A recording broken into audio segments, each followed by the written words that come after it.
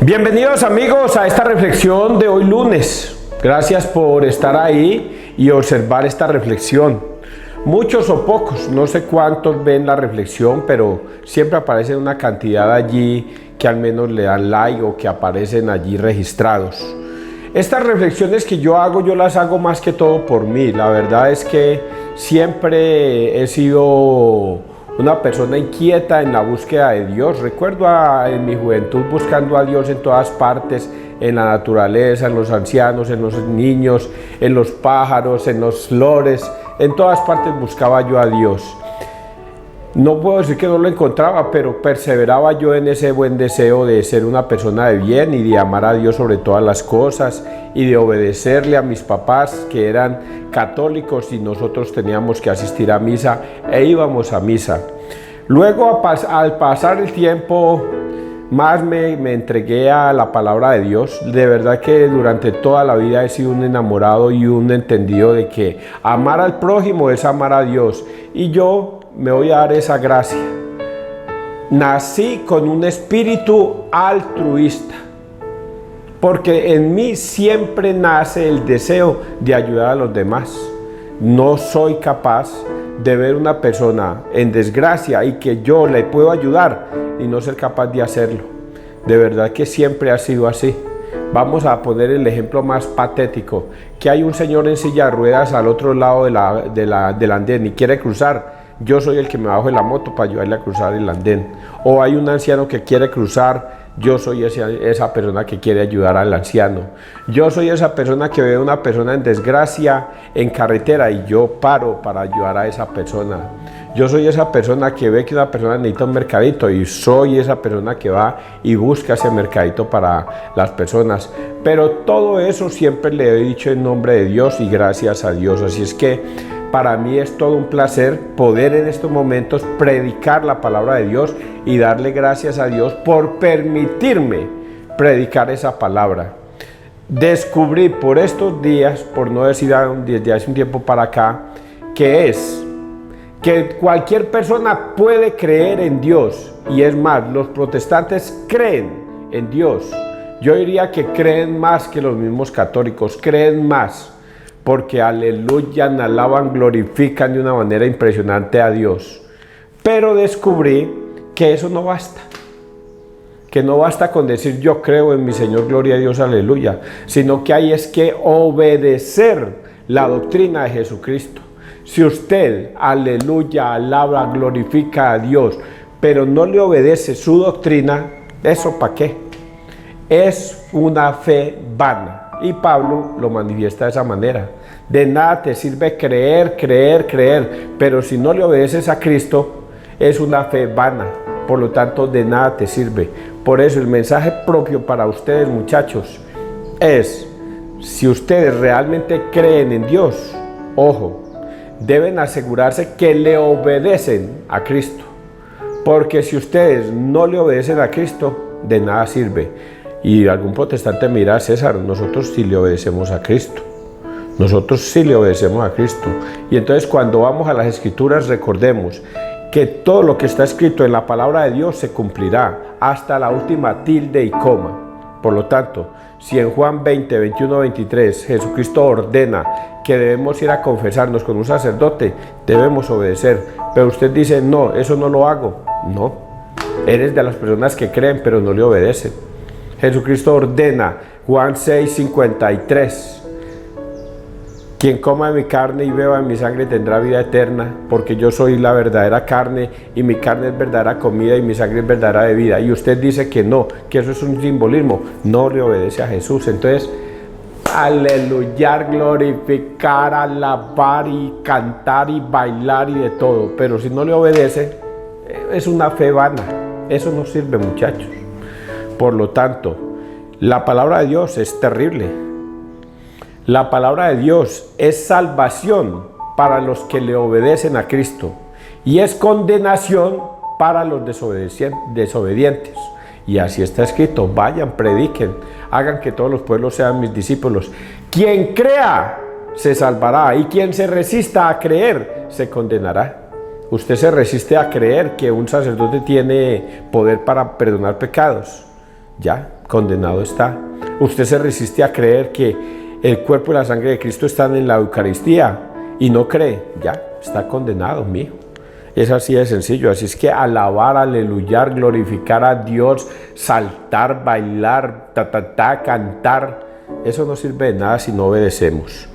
Bueno, aquí dice que misa de la víspera de Jeremías 1, 4, 10. Yo no sabía que era misa de la víspera de Jeremías. Antes de formarte en el vientre te elegí. Bueno, vamos a empezar a escuchar unas historias muy bonitas sobre Jeremías. ¿Quién era Jeremías, el profeta Jeremías, y cómo lo escogió Dios para que él fuera y predicara su palabra por el mundo? En los días de Josías, el rey, el Señor me dirigió la palabra. Antes de formarte en el vientre, te elegí. Antes de que salieras del seno materno, te consagré. Te constituí profeta de las naciones. Yo repuse, ay Señor, Dios mío, mira que no sé hablar, que solo soy un niño. El Señor me contestó, no digas que eres un niño, pues irás a donde yo te envíe y dirás lo que yo te ordene. No les tengas miedo, que yo estoy contigo para librarte. Oráculo del Señor. El Señor extendió la mano, tocó mi boca y me dijo, voy a poner mis palabras en tu boca. Desde hoy te doy poder sobre pueblos y reinos para arrancar y arrasar, para destruir y demoler, para reedificar y plantar. Palabra de Dios, te alabamos a ti, Señor Jesús. Así empieza la historia de Jeremías, un jovencito tocado por Dios antes de nacer. Y así está escrito. Antes de que estuvieras en el vientre de tu mamá, yo ya te había escogido. Y antes de que tú nacieras, yo ya te elegí profeta. Por lo tanto, no digas que eres un niño y que tienes miedo y que te hacen. No, vas a ir a predicar la palabra de Dios y yo te voy a decir qué vas a decir. Y por eso dice acá que tocó su boca y de ahí en adelante todo lo que decía Jeremías se cumplía. Voy a hacer un paralelismo allí entre Jeremías porque muchos tienden a decir que es así. Y puede ser así, porque Jeremías dice se parece mucho a la historia de Jesús. Y Jesús se parece mucho a la historia de Jeremías. Era un niño, y en verdad era un niño. Y Dios, Jesucristo, tenía, cuando fue crucificado, 33 años. Un joven mozuelo, un jovencito, 33 años. Yo recuerdo de mis 30 a los 33, porque fui muy cuidadoso en esas fechas, de lo que fue mi vida en ese tiempo. Bailarín, rumbero, de todo. Me gocé la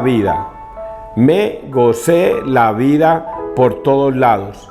Y yo estaba siempre atento a disfrutar la vida a esa edad. A los 33 años, no, hasta tuve un problema grave y fui a parar a un calabozo. Yo inocente y me preocupaba que ya me terminaran condenando a mí de algo que yo no hice.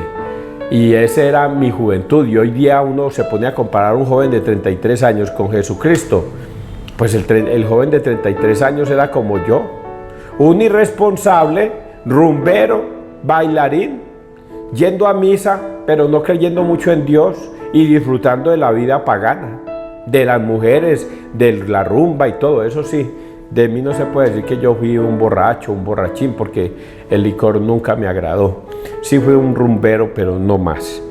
Y entonces aquí el paralelismo que se hace es que este mismo joven Jeremías ha recibido esos mismos dones de Jesús, esos mismos dones de sabiduría y de entendimiento y de ir a proclamar la palabra de Dios. Y recordemos que Jesús nunca hizo su santa voluntad.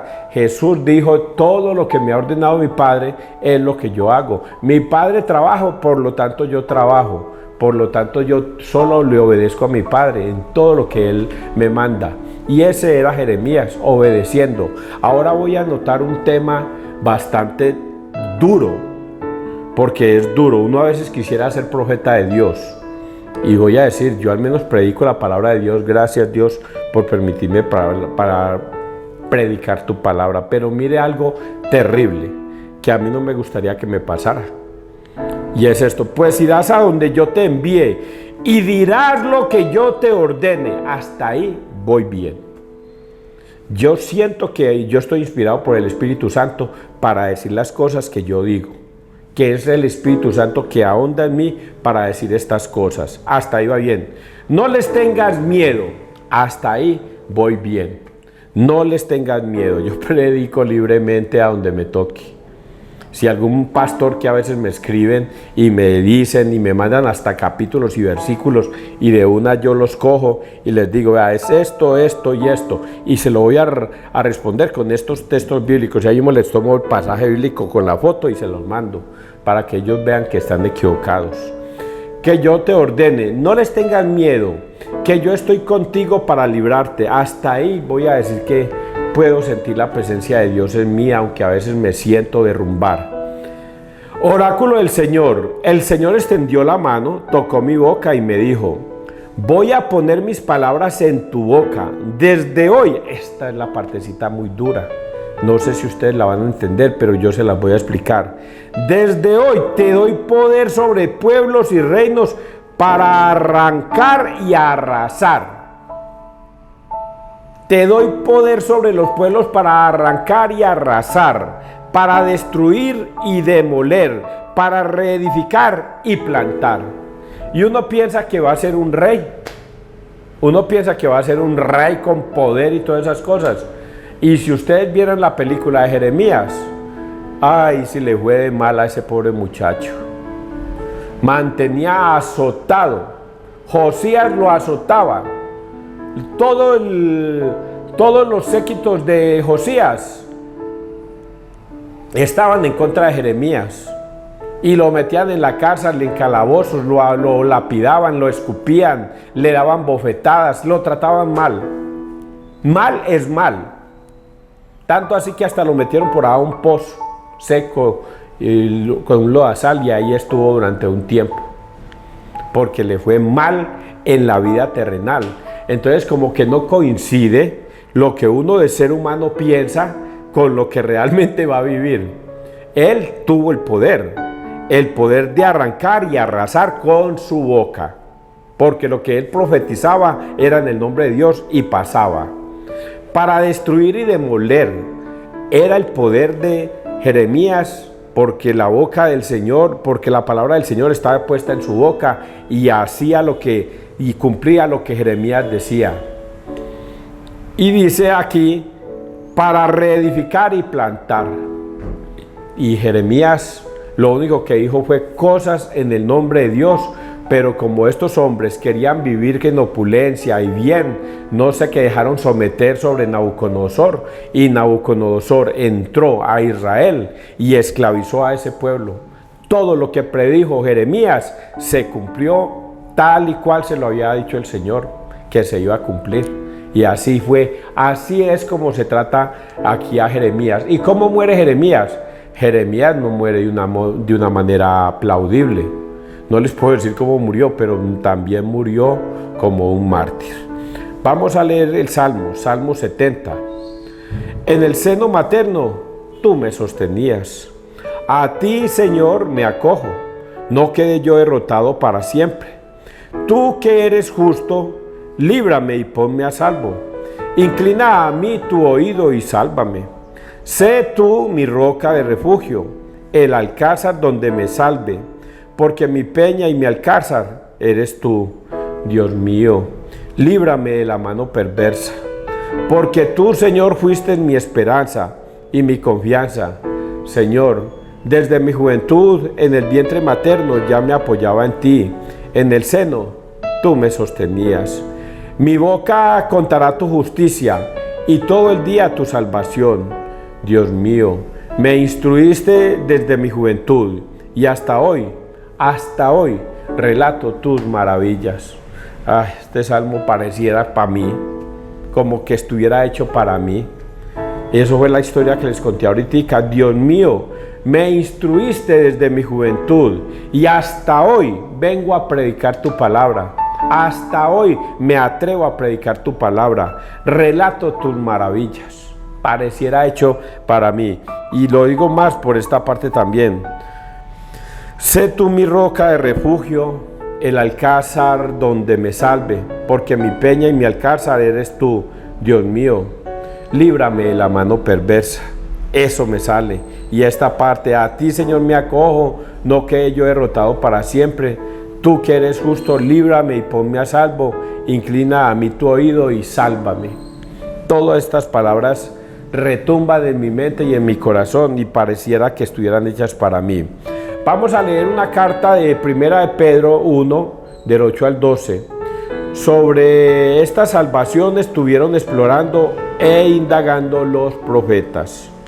Queridos hermanos, sin haber visto a Jesucristo, ¿lo amáis? Y sin contemplarlo todavía, creéis en Él. Y así os alegráis con un gozo inefable y radiante, alcanzando así la meta de vuestra fe, la salvación de vuestras almas. Sobre esta salvación estuvieron explorando e indagando los profetas, que profetizaron sobre la gracia destinada a vosotros, tratando de averiguar a quién y a qué momento apuntaba el Espíritu de Cristo que había en ellos, cuando atestiguaba por anticipado la pasión del Mesías y su consiguiente glorificación. Y se les reveló que no era en beneficio propio, sino en el vuestro, por lo que administraban estas cosas que ahora os anuncian quienes os proclaman el Evangelio, con la fuerza del Espíritu Santo, enviado desde el cielo. Son cosas que los mismos ángeles desean contemplar. Volvamos al escrito. Sobre esta salvación estaré explorando e indagando los profetas. Palabra de Dios. Es Pedro contándonos lo que yo les venía diciendo ahora cuando estábamos hablando de Jeremías. Jeremías torturado y muere como un mártir. Si buscamos en Google y preguntamos cómo muere Jeremías, ahí vamos a encontrar cómo murió Jeremías. No murió como un viejito de muerte natural, no. Él fue asesinado. Tengo que investigarlo bien. ¿Y cómo muere Jesucristo? De la misma manera, torturado, juzgado, condenado a muerte, crucificado. Pero Pedro nos llama la atención ese detalle. Él muere por todos nosotros. Él no murió por él. Él murió por todos nosotros para darnos la salvación. Y eso es lo que nosotros debemos tener muy en cuenta. Que hubo alguien que dio su propia vida por nosotros. Y ese es el único que dio la vida por nosotros, es Jesús. Evangelio de San Lucas 1, del 5 al 17. Te dará un hijo y le pondrás por nombre Juan. Y aquí vamos a meter a otro personaje hermoso como lo es Juan el Bautista. En los días de Herodes, rey de Judea, había un sacerdote de nombre Zacarías, del turno de Abías, casado con una descendiente de Aarón, cuyo nombre era Isabel. Los dos eran justos ante Dios y caminaban sin falta según los mandamientos y leyes del Señor. No tenían hijos porque Isabel era estéril y los dos eran de edad avanzada. Una vez que Zacarías oficiaba delante de Dios con el grupo de su turno, según la costumbre de los sacerdotes, le tocó en suerte a él entrar en el santuario del Señor a ofrecer el incienso. La muchedumbre del pueblo estaba afuera rezando durante la ofrenda del incienso, y se le apareció el ángel del Señor de pie a la derecha del altar del incienso. Al verlo, Zacarías se sobresaltó y quedó sobrecogido de temor. Pero el ángel le dijo: no temas, Zacarías, porque tu ruego ha sido escuchado.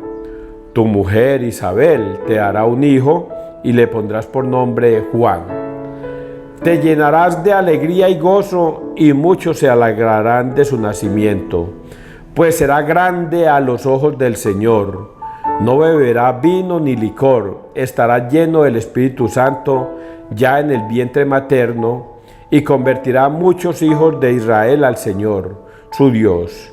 Irá delante del Señor con el espíritu y poder de Elías, para convertir los corazones de los padres hacia los hijos, y a los desobedientes a la sensatez de los justos, para preparar al Señor un pueblo bien dispuesto. Palabra del Señor, te alabamos a ti, Señor Jesús. Hay varias cosas cuando ustedes lean una lectura, por favor, deténgase a analizar frase por frase, porque nada de lo que está escrito en la Biblia es gratuito. Por eso hay que analizarlo apologéticamente. Si nosotros dejáramos analizar brevemente esta historia, la contaría en unas cuantas frases. Se le aparece un ángel a Zacarías, que tenía una mujer que se llamaba Isabel. Él fue a ofrecer el incienso, el ángel se le apareció y le dijo: Zacarías, Dios te ha concedido un poder, y es que tu mujer va a dar a luz un hijo y le vas a poner por nombre Juan, y va a ser grande entre ustedes y va a vivir y va todo. Si lo decimos así, pues es una historia, eso no tiene mayor razón de ser, pero sí tiene un contenido muy serio, y es que vamos a analizarlo un poquitico apologéticamente para encontrar que la escritura no es gratuita, sino que hay cosas muy bonitas al interior. Dice aquí así, y empecemos a tratar de analizarlo.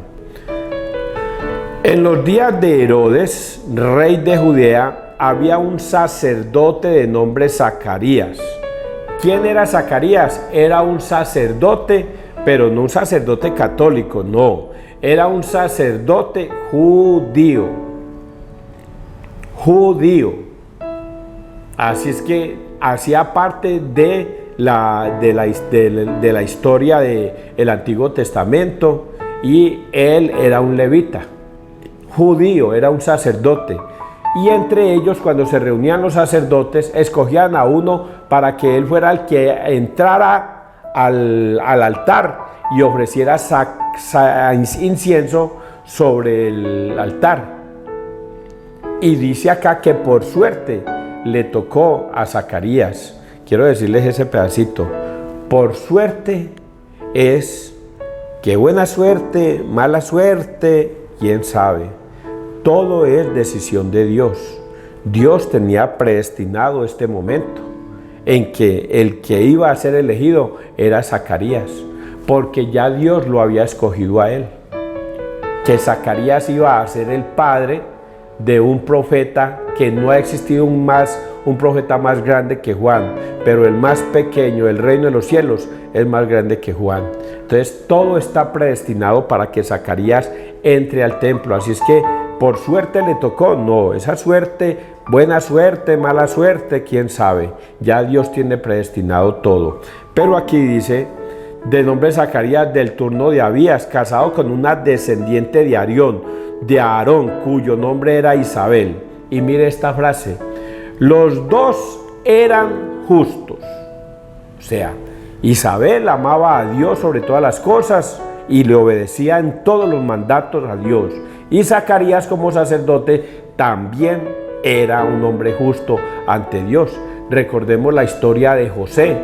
En la historia de José con María, recordemos que también dice: y José, que era un hombre justo, no quiso repudiar a su mujer. Era un hombre justo. Aquí ese hombre justo nos quiere dar a entender que para poder sentir la presencia de Dios de una manera especial, debemos ser justos ante Dios. ¿Y qué es esa justicia? Obedecer sus mandamientos. Los dos eran juntos ante Dios y caminaban sin falta según los mandamientos. ¿Se acuerdan que yo les dije al principio que muchos dicen creer en Dios, aleluya, glorificar, bailar, saltar y de todo? Pero que si no le obedecen la doctrina y los mandamientos de Jesús, eso es una fe vana. Es lo que está diciendo acá esta palabra en el día de hoy, que tanto Isabel como Zacarías eran dos personas justas porque le obedecían los mandamientos a Dios y leyes del Señor. No tenían hijos, porque Isabel era estéril. Pero mire cómo dibujan a Isabel estéril. No tenían hijos porque Isabel era estéril y los dos eran de avanzada edad. Esa palabra de avanzada edad tampoco es gratuita, muchachos. No es gratuita. La ponen a escrito aquí para dar a entender la misericordia de Dios sobre estos dos personajes. Eran ancianos. Ya que se puede esperar de un anciano que va a darnos un hijo. No. Y aparte de eso, estéril la mujer, que van a dar a Dios a luz un hijo. No. Entonces esto es una exaltación de la maravilla que va a hacer Dios en ellos. Y los dos eran de edad avanzada. Una vez que Zacarías oficiaba delante de Dios con el grupo de su turno, según la costumbre de los sacerdotes, le tocó en suerte a él entrar en el santuario del Señor a ofrecer el incienso. La muchedumbre del pueblo estaban fuera rezando durante la ofrenda del incienso. Inmediatamente uno dibuja en su mente toda esta narración hermosa que aparece allí. Y se le apareció el ángel del Señor de pie a la derecha del altar del incienso. Al verlo, Zacarías se sobresaltó y quedó sobrecogido de temor. Pero el ángel le dijo: no temas, Zacarías, porque tu ruego ha sido escuchado. ¿Cuántas veces tú y yo, los dos, nosotros, le hemos pedido a Dios y le suplicamos a Dios tantas cosas, todos los días? Y aquí hace una certeza de fe. Zacarías, su ruego ha sido escuchado. Tanto rogaste, ¿cuánta vida se gastó? Zacarías, Dios mío, yo creo que desde la juventud, cuando se casó con Isabel y resultó que era estéril: Señor, yo quiero tener un hijo con mi esposa. Señor, yo quiero tener un hijo con mi esposa. Señor, dame un hijo con mi esposa. Y pasaron los años, y ellos de avanzada edad, y el Señor nada que escuchaba, hasta que ese día se llegó el día en que Dios manda un ángel y le dice: su ruego sí había sido escuchado. Estábamos esperando, era el momento propicio para hacerlo, y este es el momento en que todo se va a cumplir. Por eso tu mujer Isabel dará a luz un hijo y lo vas a llamar Juan, y será grande entre ustedes. Vamos a leer esa partecita para ver qué tan grande era. Era un hijo y pondrás por nombre Juan, te llenarás de alegría y gozo, y muchos se alegrarán de su nacimiento, pues será grande a los ojos del Señor. No beberá vino ni licor, estará lleno del Espíritu Santo, ya en el vientre materno, y convertirá a muchos hijos de Israel al Señor su Dios. Irá delante del Señor con el espíritu y poder de Elías, para convertir los corazones de los padres hacia los hijos. Y así fue. El mismo tema de Juan el Bautista es el mismo tema de Jeremías, escogido desde el vientre materno, solo que Isabel era estéril y fue escogida, para avanzada edad fue escogida, y se le dio ese título. Y ustedes vieron cómo Juan vivía en un desierto, proclamaba la palabra de Dios en el desierto. Yo soy la voz que grita en el desierto. Yo los bautizo con agua, pero vendrá uno que los bautizará con fuego y con Espíritu Santo. Yo no soy digno de desatarle las sandalias al que viene detrás de mí. He ahí el Cordero de Dios que quita el pecado del mundo. Y gritaba y todo allá en el desierto, y muchos lo seguían, y muchos se bautizaron con agua con Juan, y todo esto sucedió para que se cumpliera lo que está escrito en estos momentos, y que nosotros hoy, 2000 años después, 2024 años después, nos damos el lujo y la alegría de escuchar esto, que muchos en estos momentos han muerto y no fueron capaces de convertirse en a Dios. Ustedes, escuchando este mensaje, traten de convertirse en a Dios. Aléjense de la vida mundana. Busquen a Dios. Y Dios estará con ustedes. ¿Y qué es buscar a Dios? Obedecerle sus mandamientos y su doctrina.